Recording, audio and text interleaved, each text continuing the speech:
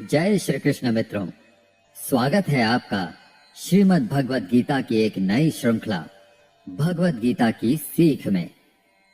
श्रीमद् भगवत गीता और भगवत गीता के ज्ञान के बारे में आपने बहुत से लोगों से सुना होगा, लेकिन फिर भी अक्सर आपके मन में यह संशय अवश्य रहता होगा कि आप भगवत गीता का अर्थ सही से नहीं समझ पाते या फिर अपने जीवन की वर्तमान परिस्थितियों के अनुसार भगवत गीता के ज्ञान को ग्रहण नहीं कर पाते, अपने रोजमर्रा के जीवन में इसका उपयोग नहीं कर पाते।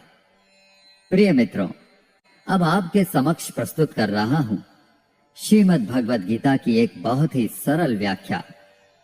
इस श्रृंखला में मैं भगवत गीता के सभी 18 अध्यायों से मिलने वाली सीख और शिक्षाओं को बहुत ही सरल शब्दों में समझाने का प्रयास करूंगा, जिसे सुनने के बाद आपको अपनी समस्याओं का समाधान अवश्य मिलेगा। आप सोचेंगे कि क्या विशेष है इस गीता में। मित्रों, गीता में अगर कुछ विशेष है तो वह है श्री कृष्ण। बाकी हम सब तो निमित्त मात्र हैं, लेकिन फिर भी मेरा पूरा प्रयास रहेगा कि मैं बहुत ही आसान और सरल शब्दों में आप तक इस पवित्र ज्ञान को पहुंचा सकूं। और इसके साथ ही मैं आपको बताऊंगा कि कैसे आप विभिन्न अध्यायों से मिलने वाली सीख को अपने जीवन में वर्तमान समय के अनुसार उतार सकते हैं, स्वयं के व्यवहार में धारण कर सकते हैं और अपने रोजमर्रा के जीवन में इसका उपयोग कर सकते हैं। तो चलिए, मैं बलवंत सिंह जोधा आपको ले चलता हूं भगवत गीता के 18 अध्यायों की इस श्रृंखला की अलौकिक यात्रा पर। साथियों, शास्त्र कहते हैं कि मनुष्य अगर गिरना चाहे तो असुरों से नीचे गिर सकता है, और अगर उठना चाहे तो देवताओं से भी ऊपर उठ सकता है। मनुष्य ही सृष्टि में एकमात्र प्राणी है जो परमात्मा तक की दूरी तय कर सकता है। इस संसार में श्रीमद् भगवत गीता के पवित्र ज्ञान से न जाने कितने ही लोगों, कितने ही महापुरुषों ने अपना जीवन बदला है। हमारे जीवन से जुड़ा ऐसा कोई प्रश्न नहीं है जिसका उत्तर भगवान श्री कृष्ण भगवत गीता में नहीं देते। हमारे मन मस्तिष्क की कोई भी शंका, परेशानी, चिंता, किसी तरह का आवेग, किसी भी तरह की दुविधा हो, दुनिया के हर धर्म संकट का उत्तर है श्रीमद् भगवत गीता। अगर आप सोचते हैं कि भगवत गीता में सिर्फ यह लिखा है कि भगवान की पूजा कैसे करते हैं, तो आप बिल्कुल गलत हैं, क्योंकि भगवत गीता सिर्फ एक किताब या धार्मिक ग्रंथ मात्र नहीं है, बल्कि इसमें वो पवित्र ज्ञान है, वो गूढ़ रहस्य है जो इस पृथ्वी पर जितने भी लोग जन्म लेकर आते हैं उनको यह सिखाता है कि इस जीवन का वास्तविक मतलब क्या है या जीवन का सही उद्देश्य क्या है। वास्तव में जीवन कैसे जिया जाता है, मनुष्य कैसे जीवन के हर क्षेत्र में सफल होकर खुशी और आनंद को प्राप्त कर सकता है। भगवत गीता के ज्ञान ने एक दुखी और मन से हारे हुए, धनुष नीचे गिरा देने वाले अर्जुन को महाभारत के महान युद्ध का सर्वश्रेष्ठ योद्धा और विजेता बनाया। अगर आप भी अपने जीवन में किसी उद्देश्य को लेकर आगे बढ़ रहे हैं, तो मेरा विश्वास कीजिए कि आप भी अपने जीवन की समस्याओं के युद्ध के मैदान के अर्जुन हो, और इसलिए अपने जीवन की हर समस्या के समाधान के लिए इस पवित्र गीता ज्ञान को जानना आपके लिए बहुत ही आवश्यक है। आप चाहे कोई बिजनेसमैन हो, नेता या अभिनेता हो, गृहिणी हो, स्टूडेंट हो, या फिर किसी भी आयु वर्ग के क्यों ना हो, इस पवित्र ज्ञान में सभी की समस्याओं के समाधान और सभी के प्रश्नों के हल मिलते हैं। श्रीमद् भगवत गीता के बारे में कहा गया है कि एकम शास्त्रम देवकी पुत्र गीतम, एको देवो देवकी पुत्र एव, एको मंत्रस्य नामानि यानि, कर्माप्येकम तस्य देवस्य सेवा। अर्थात एकमात्र शास्त्र जिसका गायन भगवान के श्री मुख से हुआ है वो श्रीमद् भगवद गीता है। जब महाभारत के रण के मध्य में धनुर्धर अर्जुन युद्ध के लिए घबरा गए तो भगवान श्री कृष्ण ने अपने श्रीमुख से जिस शास्त्र का गायन किया, जिस गीत का गायन किया, वो श्रीमद् भगवद गीता है। इस सृष्टि में पूजनीय एकमात्र देव हैं, वो भगवान श्री कृष्ण है। एकमात्र मंत्र है, वो उनका नाम है। एकमात्र कर्म है, वो प्रभु की आराधना है। श्रीमद् भगवद गीता का जितना भी अध्ययन किया जाए, जितना भी समझा जाए, उतना ही कम है। इसे जितनी बार भी पढ़ा और सुना जाता है, उतनी ही बार हमें कुछ न कुछ नया जानने को, नया सीखने को जरूर मिलता है। इसलिए आपको शांति से बैठकर आंखें बंद करके इस वीडियो की पूरी बातों को जब तक समझ में ना आ जाए तब तक बार बार सुनकर अपने मस्तिष्क में बिठा लेना चाहिए। आज हम श्रीमद् भगवद गीता के प्रथम अध्याय का अध्ययन करेंगे, जिससे आपको यह सीखने को मिलेगा कि वह कौन सी सबसे पहली चीज है जो आपको जीवन में आगे बढ़ने से रोकती है। भले ही आपको बहुत सारा ज्ञान प्राप्त हो, आप में बहुत सारी योग्यताएं हो, लेकिन उस एक चीज की वजह से सही निर्णय नहीं ले पाते हैं या सही विकल्प का चयन नहीं कर पाते हैं और अपने काम में असफल हो जाते हैं। तो आइए शुरू करते हैं श्रीमद् भगवद गीता का प्रथम अध्याय। श्रीमद् भगवद गीता अध्याय 1, अर्जुन विषाद योग। कुरुक्षेत्र के युद्ध स्थल में सेना का निरीक्षण। साथियों, किसी भी ज्ञान की शुरुआत अज्ञानता से या उत्सुकता से होती है। उसी तरह श्रीमद् भगवद गीता की शुरुआत धृतराष्ट्र के एक प्रश्न से होती है। धृतराष्ट्र जो कि अज्ञानता के प्रतीक हैं, अज्ञान रूपी धृतराष्ट्र जिन्हें सत्य मालूम है, जिन्हें मालूम है कि इस संसार का एकमात्र सत्य परमात्मा है, लेकिन वे अपने पुत्र के मोह में अंधे होकर जीवन जीते रहते हैं। सबको मालूम है कि धृतराष्ट्र जन्म से अंधे थे, फिर भी उन्होंने महाभारत के युद्ध को देखा। लेकिन कैसे देखा? उन्होंने संजय की दृष्टि से देखा। संजय को दिव्य दृष्टि प्राप्त थी। वो युद्ध से दूर होते हुए भी युद्ध को देख सकते थे, और वो जो देख रहे थे वही धृतराष्ट्र को बता रहे थे। इसमें वो अपनी तरफ से कुछ भी नहीं कहते हैं, सिर्फ आंखों देखा हाल बता रहे थे युद्ध का। यानी जैसे हम लोग किसी खेल का सीधा प्रसारण सुनते हैं, बस उसी तरह समझ लीजिए। ये उन्हीं की दिव्य दृष्टि का कमाल था कि हमें भगवद गीता सुनने को मिली। श्रीमद् भगवद गीता के प्रथम अध्याय के प्रथम श्लोक में धृतराष्ट्र कहते हैं, धर्म क्षेत्रे कुरुक्षेत्रे संवेतायुयुत्सवः मामकाः पांडवाश्चैव किं कुर्वत संजय। अर्थात, हे संजय, धर्म भूमि कुरुक्षेत्र में युद्ध की इच्छा से एकत्र हुए मेरे और पांडु के पुत्रों ने क्या किया। जैसा मैंने बताया कि धृतराष्ट्र अज्ञानता का प्रतीक है और संजय प्रतीक है संयम के, धैर्य के। जो अज्ञान है वह मन के अंदर है।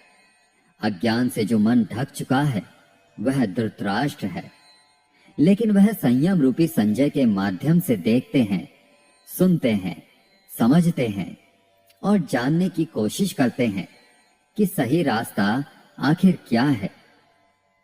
यह वही है जिनका जब तक पुत्र जीवित रहेगा, यानी कि मोह रूपी दुर्योधन जीवित रहेगा, इनकी दृष्टि हमेशा विकारों पर रहेगी, हमेशा कौरवों पर रहेगी। धृतराष्ट्र अंधे देख नहीं सकते थे, लेकिन आंखों से अंधे थे, मन और मस्तिष्क से नहीं। उन्हें पता था कि वो धर्म के साथ नहीं है, क्योंकि धर्म तो वहां होता है जहां श्री कृष्ण थे। अपने पुत्र मोह में उन्होंने शांति की जगह युद्ध को चुना था, लेकिन वो जानते थे कि इस युद्ध को जीतना आसान नहीं होगा। अपने जीवन में जब हम कुछ गलत करते हैं तो हम भी समझ रहे होते हैं कि हमारे किए का परिणाम शायद अच्छा ना हो, और ऐसा ही धृतराष्ट्र के साथ भी हुआ। वो भी इसी डर, इसी आशंका में दिखते हैं। संजय आंखों देखा हाल बताते हुए उत्तर देते हैं, दृष्ट्वा तु पांडवानीकं व्यूहं दुर्योधनस्तदा आचार्यमुपासंगम्य राजा वचनं ब्रवीत। अर्थात, हे राजन, दुर्योधन पांडवों की सेना के व्यूह को देख रहे हैं और ये बात गुरु द्रोणाचार्य को जाकर कह रहे हैं। मित्रों, दुर्योधन पांडवों की सेना के योद्धाओं के बारे में वर्णन करने के साथ साथ अपनी सेना के महारथियों के बारे में भी गुरु द्रोणाचार्य को बताते हैं। इससे हमें यह पता चलता है कि चाहे शत्रु हो या शत्रु के समान कोई समस्या, उसके बारे में हमें पूरी जानकारी लेनी चाहिए। समस्या के हर अंग, हर पहलू के बारे में हमें पता होना चाहिए। साथ ही हमें पता होना चाहिए कि हमारी अपनी ताकत क्या है, हमारे पास कौन कौन से विकल्प हैं जिससे आप उस समस्या पर विजय पा सकते हैं। समस्या और उसका समाधान दोनों के बारे में विचार करना चाहिए, जैसा कि दुर्योधन कर रहे थे। श्रीमद् भगवद गीता के प्रथम अध्याय के प्रथम भाग में महाभारत के चरित्रों की बात हो रही है। यहां पर प्रत्येक महारथी की बात हो रही है। कौन सा महारथी जो है वो जाकर के शंख बजा रहा है, कौन सा महारथी जो है वो सेना के बारे में बता रहा है। चारों तरफ युद्ध शुरू करने के लिए शंखनाद हो रहे हैं। कौरवों में दुर्योधन बहुत खुश हो रहा था, क्योंकि उसके पास बहुत ही बड़ी सेना थी। भीष्म पितामह थे, गुरु द्रोणाचार्य, गुरु कृपाचार्य और कर्ण जैसे बड़े बड़े योद्धा थे। पांडवों की सेना में अनुराग रूपी अर्जुन, भाव रूपी भीम, धर्म रूपी युधिष्ठिर सहित पांचों पांडव, भगवान श्री कृष्ण और अभिमन्यु आदि थे। यह युद्ध पूरी तरह से पारिवारिक युद्ध ही था। पांडवों और कौरवों के लिए गुरु द्रोणाचार्य और कृपाचार्य दोनों एक ही थे। भीष्म भी एक ही थे। साथ ही साथ पांडव और कौरव खुद भी आपस में चचेरे भाई थे। लेकिन हर कोई जीतने के उद्देश्य से रणभूमि में आया हुआ था। इस अध्याय के 15वें श्लोक में संजय धृतराष्ट्र को बताते हैं कि पांचजन्यम ऋषिकेशो देवदत्तं धनंजयः पौंड्रम दध्मो महाशंखं भीमकर्मा वृकोदरः। अर्थात, ऋषिकेश श्री कृष्ण ने अपना पांचजन्य शंख बजाया, अर्जुन ने देवदत्त शंख तथा अति भोजी एवं अति मानवीय कार्य करने वाले भीम ने पौंड्र नामक भयंकर शंख बजाया। इस श्लोक में भगवान श्री कृष्ण को ऋषिकेश कहकर संबोधित किया गया है, क्योंकि वे ही समस्त इंद्रियों के स्वामी हैं। सारे जीव उनके भिन्न अंश हैं, अतः जीवों की इंद्रियां भी उनकी इंद्रियों के अंश हैं। भगवान समस्त जीवों के हृदय में स्थित होकर उनकी इंद्रियों को निर्देशित करते हैं। यहाँ कुरुक्षेत्र की युद्ध भूमि में भगवान कृष्ण अर्जुन की दिव्य इंद्रियों को निर्देशित करते हैं। इसीलिए उनको ऋषिकेश कहकर संबोधित किया गया है। आप जैसे जैसे श्रीमद् भगवत गीता को पढ़ते जाएंगे तो आप समझते जाएंगे कि बहुत सारे चरित्रों के बारे में आगे कोई बात नहीं हुई है। सिर्फ भगवान श्री कृष्ण और अर्जुन का संवाद ही सिमट कर रह जाता है, क्योंकि भगवान के श्रीमुख से जो शास्त्र निकला है वह सिर्फ और सिर्फ अनुरागी अर्जुन के लिए था। जब हम इसी प्रथम अध्याय के दूसरे भाग में आते हैं तो फिर बात होती है धनुर्धर अर्जुन की दुविधा की, उनके दुख और संशय की, उनके विषाद की।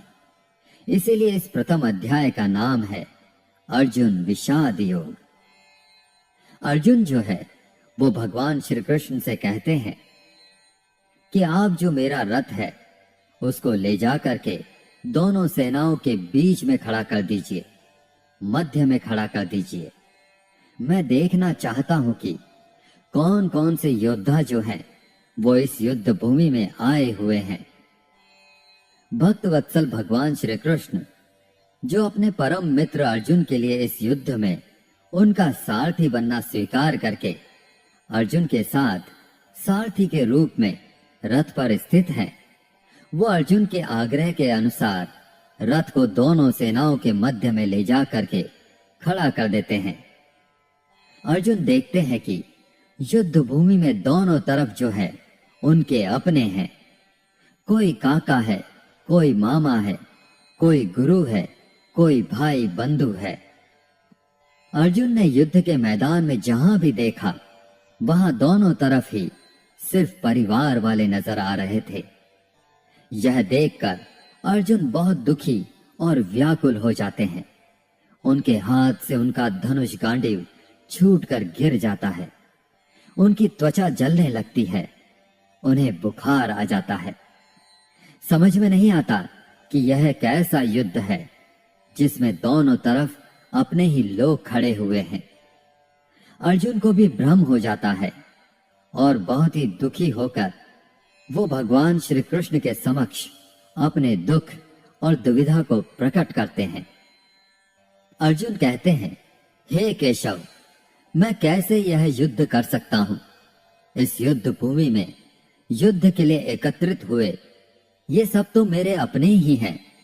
मैं कैसे पितामह भीष्म और गुरु द्रोणाचार्य से युद्ध करूंगा, क्योंकि ये दोनों तो मेरे पूजनीय गुरुदेव हैं। इसलिए इन गुरुजनों को मारने से तो अच्छा है मैं भिक्षा मांग कर जीवन यापन करूं। हे मधुसूदन, जिन कौरवों से मैं युद्ध करने जा रहा हूं वे सब धृतराष्ट्र के पुत्र मेरे भाई ही तो हैं, मेरे अपने ही हैं। इन सबको मारने से तो अच्छा है कि मैं सन्यासी बन जाऊं। अपने ही कुल का विनाश करके मैं कैसे सुखी रह सकता हूं? हे कृष्ण, मुझे कुछ समझ नहीं आ रहा है। मेरी बुद्धि भ्रमित हो रही है, मेरा सिर फटा जा रहा है, मेरे पैर कांप रहे हैं, यहां तक कि मैं खड़ा भी नहीं रह पा रहा हूं। मेरी त्वचा जल रही है, मेरा गांडीव धनुष मेरे इन हाथों से छूट रहा है। मैं कुछ भी समझ पाने में समर्थ नहीं हूं। मुझे तो इस युद्ध का लक्षण और परिणाम भी उल्टा ही दिख रहा है, विपरीत ही दिख रहा है। मैं अपने ही कुल को मार करके कल्याण को नहीं पाना चाहता, और कुल को मारने से कब कल्याण मिलता है?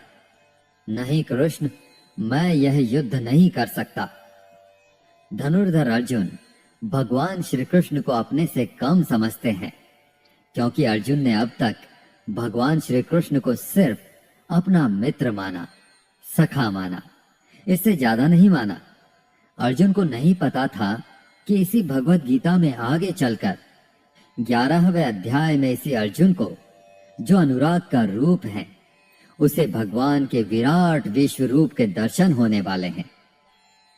धनुर्धर अर्जुन जो है वो अपनी तरफ से तरह तरह के तर्क देते हैं कि अगर यह युद्ध हुआ तो करोड़ों लोग मारे जाएंगे।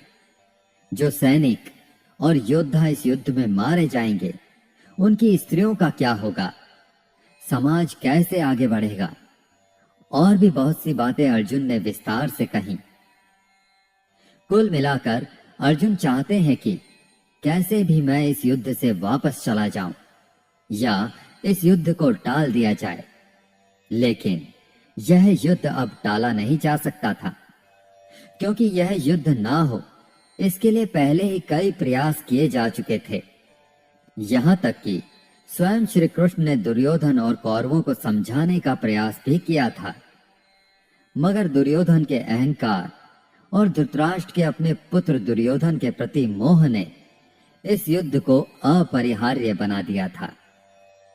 अर्जुन ने अपनी तरफ से हर वो तर्क दिया कि यह सब मेरे अपने हैं, मेरे परिवार के हैं, इनको मार करके मुझे क्या मिलेगा? मैं अपने ही लोगों को युद्ध में नहीं मार सकता। मुझे इस भूमि के साम्राज्य के लिए तो क्या, अगर कोई तीनों लोगों का साम्राज्य भी दे दे तो भी मैं ऐसा युद्ध नहीं करूंगा जिसमें मुझे अपनों को मारना पड़े। अर्जुन त्रिलोकों का साम्राज्य भी नहीं लेना चाहते हैं, वो उसको भी नकार रहे हैं। तो भगवान श्री कृष्ण अर्जुन को आखिर ऐसा क्या देने वाले हैं कि अर्जुन तैयार हो जाएंगे, मान जाएंगे कुरुक्षेत्र की इस युद्ध भूमि में उतरने के लिए? सब कुछ विस्तार से जानेंगे श्रीमद् भगवद गीता के आने वाले अध्यायों में। प्रथम अध्याय के अंत में अर्जुन जो है वे हताश और निराश होकर के रथ में पीछे जाकर बैठ जाते हैं। अर्जुन को उस पूरी सेना के निरीक्षण में अपने सगे संबंधी दिखाई देते हैं, परिवार दिखाई देता है जिनको मारना है। जहां तक हमारे संबंध होते हैं वहीं तक हम अपनी दुनिया मानते हैं। अर्जुन को मालूम नहीं था कि जो उनके मित्र श्री कृष्ण हैं वे स्वयं भगवान हैं, और अर्जुन को जब यह मालूम चलने लगता है तो वे गिड़गिड़ाने लगते हैं, क्षमा मांगने लगते हैं। अर्जुन बहुत सारे संशयों या उलझनों के बीच में उलझ चुके थे, युद्ध नहीं करना चाहते थे, लेकिन भगवान श्री कृष्ण ने उनकी हर समस्या, हर शंका का समाधान किया। दोस्तों, श्रीमद् भगवद गीता के प्रथम अध्याय से हमें यह सीखने को मिलता है कि वास्तविकता हमारी सोच से अलग होती है। हमें नहीं पता होता कि जब हम कोई काम करने का निश्चय लेकर जा रहे होते हैं तो वहां पर क्या हो सकता है। जब हम किसी बुरी चीज का सामना करते हैं तो हम संयम खो बैठते हैं और घबरा जाते हैं। घबरा जाने के बाद हम हमारा ही असली रूप भूल जाते हैं। इसी तरह हमारे शरीर, हमारे मन में भी अच्छाई और बुराई का युद्ध निरंतर चलता रहता है। धर्म क्षेत्र और कुरुक्षेत्र दोनों हमारे ही भीतर उपस्थित होते हैं, जिनके कारण हमारे मन में भी अर्जुन की ही भांति तरह तरह के संशय, तरह तरह के भ्रम उत्पन्न होने लगते हैं। इन संशयों से उबरने के लिए श्रीमद् भगवद गीता के ज्ञान के माध्यम से भगवान श्री कृष्ण की शरण में जाने का मौका मिलता है। इस प्रकार आप जो पाप हैं, जो बुरे कर्म हैं, उन्हें पीछे छोड़ने लगते हैं तथा पुण्य के साथ, अच्छे कर्मों के साथ आगे बढ़ने लगते हैं और अपने ही क्षेत्र को, जो अपना शरीर है, अपना मन है, उसे धर्म क्षेत्र बना लेते हैं। लेकिन अगर आप विकारों के साथ, बुराइयों के साथ चलते हैं, काम, क्रोध, लोभ, मोह के साथ चलते हैं, तो आप अपने शरीर, अपने ही मन को कुरुक्षेत्र बना लेते हैं। भले ही अर्जुन युद्ध कला में निपुण थे, सर्वश्रेष्ठ थे, और भले ही वे युद्ध करने के लिए मैदान में धनुष उठाकर चले आए थे, लेकिन युद्ध सिर्फ हथियारों के चलाना जानने से नहीं होता, उसके लिए दृढ़ निश्चय भी चाहिए होता है, अपनी भावनाओं पर नियंत्रण चाहिए होता है। मैदान में आकर अर्जुन को अपने निश्चय या कर्तव्य से ज्यादा अपने संबंधियों और गुरुओं से मोह हो गया और फिर वे दुखी हो गए। वे युद्ध करने का निर्णय नहीं ले पाए। इससे यह भी सीखने को मिलता है कि जीवन में हमें हमारा कर्म करने से सबसे पहले रोकने वाला अगर कोई होता है तो वह है हमारा मोह, लगाव या अपनापन। जैसे कि आप सुबह जल्दी उठ तो सकते हैं, अपने शरीर और मन को स्वस्थ रखने के लिए व्यायाम या योग प्राणायाम कर सकते हैं, लेकिन आपको अपनी नींद और आलस से मोह होता है। आप अपने लक्ष्य को प्राप्त करने के लिए कठोर परिश्रम तो कर सकते हैं, लेकिन आपको अपने आराम से लगाव होता है। अर्जुन एक क्षत्रिय थे और युद्ध करना ही उनका कर्म था, और वह युद्ध करने में बहुत अच्छी तरह से अभ्यस्त भी थे, लेकिन वे मोह में आकर, लगाव में आकर अपना कर्म भूल गए। इसलिए अगर जीवन में आपको चुनौतियों से लड़ना है तो आपको अपने लगाव का बलिदान करना आना चाहिए। दोस्तों, इसको आप इस तरह से भी समझ सकते हैं। मान लो आप किसी से बहुत प्रेम करते हैं, लेकिन वह मनुष्य आपके प्रेम की कद्र नहीं करता। ऐसे में आपको उसका प्रेम पाने का मोह नहीं होना चाहिए, क्योंकि लगाव किसी भी तरह का हो, जब तक वह है आप अपने जीवन के अर्जुन नहीं बन पाओगे। साथियों, आशा है आपको श्रीमद् भगवद गीता के प्रथम अध्याय की यह सरल व्याख्या जरूर पसंद आई होगी और आपको इससे बहुत कुछ सीखने को भी मिला होगा। इस वीडियो से आपने क्या सीखा, हमें कमेंट करके जरूर बताएं। अगर इस वीडियो में मुझसे कोई भी त्रुटि या गलती रह गई हो तो मैं क्षमा प्रार्थी हूं। मिलते हैं जल्दी ही श्रीमद् भगवद गीता के दूसरे अध्याय की आसान और सरल व्याख्या के साथ। तब तक के लिए अपना ध्यान रखें, स्वस्थ रहें, प्रसन्न रहें।